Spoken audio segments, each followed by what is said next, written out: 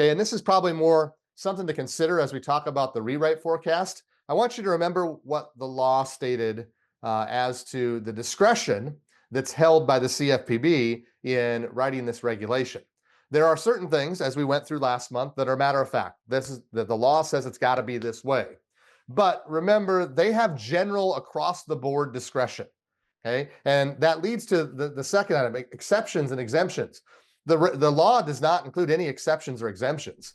Okay, but the discretion is provided to the CFPB in writing the regulation to create them where they see fit. The previous administration, okay, and leadership did not see fit to have too much in the form of exemptions and exceptions. They drew some threshold lines and things like that, but I believe that the rewrite will be likely much more generous in that area. Now, that's my crystal ball guess. I could be dead wrong there, but I do think they're going to try to make this less burdensome and get some people out, some transactions out, and we'll break that down here as we go here in a bit. The other thing is they also have the general overall discretion to issue guidance, and there's kind of a mandate there, but a little bit different than A and B, where they might pull back.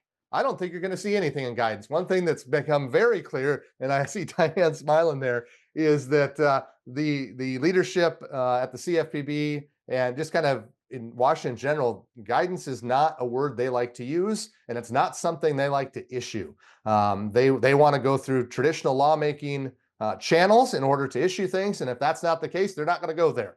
And so, where does that leave the guidance if they're not going to give it to us? Well, it leaves us in a pinch sometimes because the laws obviously are there's things missing, right? Okay, remember the Dodd-Frank Act law, that's section 1071, total number of pages, what, about 3 pages? I know we printed out and handed it to you last month on 4, but that's because half of it, the first page and half of the last page, are some other part of the Dodd-Frank Act. So it's like 3 pages. There's a lot left to the imagination. And so that's what they do when they write a regulation, try to fill that in. And even the regulation leaves some things to the imagination. And that's where the guidance comes in. Now, you got to be careful what you wish for when it comes to guidance, because it can be a double-edged sword. And I think that's kind of their angle here, but they're not going to give us guidance. Who's going to? Well, that's where the courts come in.